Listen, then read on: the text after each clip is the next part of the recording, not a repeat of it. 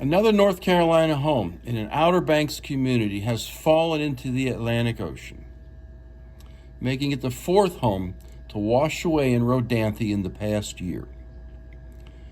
And with increasing sea levels and stronger hurricanes and nor'easters running roughshod over our beaches, 11 more Rodanthe residences are in danger of falling in the upcoming months. No big deal, you might say.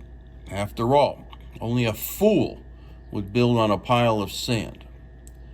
However, survey after survey says that beach vacations are the most popular type of holiday for United States adults, with 52% of respondents stating it is their favorite type of vacation. So what, if anything, can or should be done to preserve our beaches? This is Dennis Richkovsky, Outer Banks beachfront resident, real estate agent, and Emerald Isle Vacation Home Specialist host. In this video, I take a deep dive into what oceanfront communities along the Outer Banks can do to maintain healthy beaches for homeowners and vacationers alike.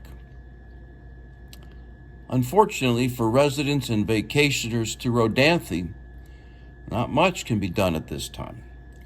For starters, this village is located in Dare County on Hatteras Island, which has some of the highest erosion rates along the entire North Carolina coast.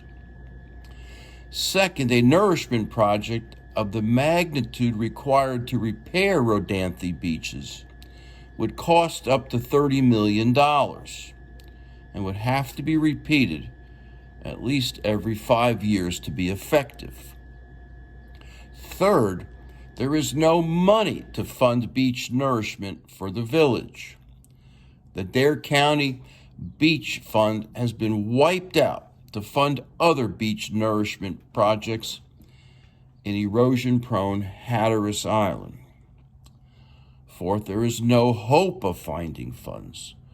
The population of Rodanthe itself is under 200, and the village tax base is way too small to use property taxes to fund a beach nourishment project of this magnitude. So what is a homeowner in Rodanthe and other nearby Hatteras Island communities like Avon and Salvo to do? Well, the only remaining viable options are abandonment or retreat.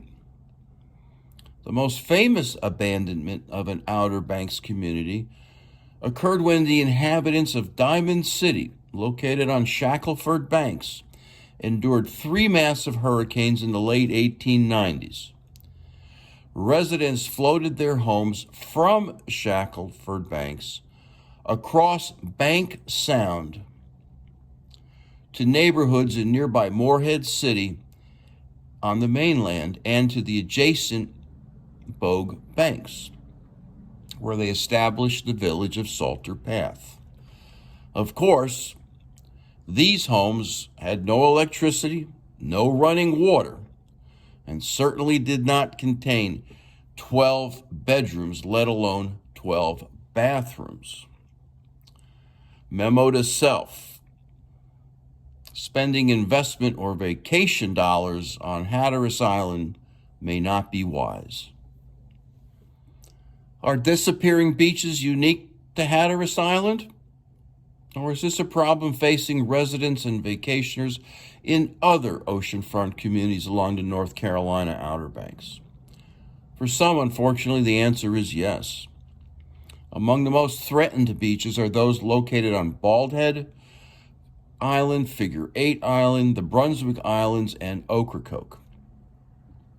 While beach nourishment is the favored solution on these islands, the real problem of disappearing beaches will only be remedied when we acknowledge the very real and very visible warnings of climate change. But in the meanwhile, as is in the case of Rodanthe, beach nourishment on Bald Head, Figure 8, Ocracoke, and the Brunswick Islands is expensive and needs to be done regularly to be truly effective. And even when funds can be found, usually by passing obscenely high tax assessments, sometimes in the hundreds of thousands of dollars, there is the issue of where to find a compatible sand source. As my grandmother would say, there is sand and then there is sand. Not all sand is beach quality sand. Ask the residents of Pine Knoll Shores. Finding beach quality sand is a problem staring the residents of Wrightsville Beach off the coast of Wilmington in the face at this very minute. So what are the residents of Bald Head, Figure Eight, Ocracoke, and the Brunswick Islands to do? Well, one solution is to construct immense sand-filled tubes, each 300 feet long and 9 feet high, that jut out into the sea at right angles on South Beach on Bald Head Island. Technically, these hardened structures are illegal in North Carolina, but when money talks, variances are issued. Memo to self: spending investment or vacation dollars on Bald Head, Figure Eight, Ocracoke, or the Brunswick Islands may not be very wise.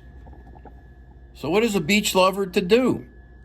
Well, if you are like me and you want to live at the beach, purchase property on Bogue Banks and any one of the other waterfront communities in Carteret County. Carteret County is a leader in beach nourishment, as is the town of Emerald Isle on Bogue Banks. The Carteret County occupancy or bed tax helps pay for beach nourishment. Half of the bed tax goes directly to the Carteret Shoreline Protection Office, and the other half goes to the Tourism Development Agency, which is charged with driving more vacationers to the area. The town of Emerald Isle has its 4% overlay tax for beachfront properties that goes directly to nourishment funds, plus a portion of the overall tax base for the entirety of the town. A town with over 7,000 housing units is dedicated to the town's beach nourishment fund. Compare this to the 90 households in Rodanthe. Bottom line, the town of Emerald Isle alone invests some $700,000 of local taxes toward beach nourishment annually. And the town currently has right at $5 million for beach nourishment activities.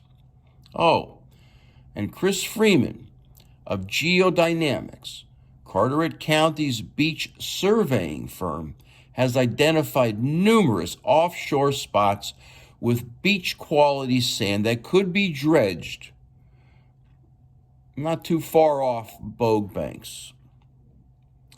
Add in the fact that Emerald Isle has had only 2 beach nourishments in its history.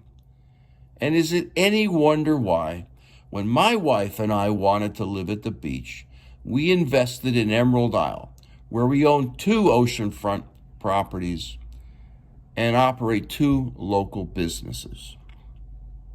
Memo to self: want to experience a healthy beach along the North Carolina Outer Banks? Come to Bogue Banks and Carteret County to live and vacation. And fill out the form in the comment section below if you are thinking about purchasing property along the North Carolina Outer Banks. And please subscribe to my YouTube channel below. You'll be glad that you did. Thank you for watching.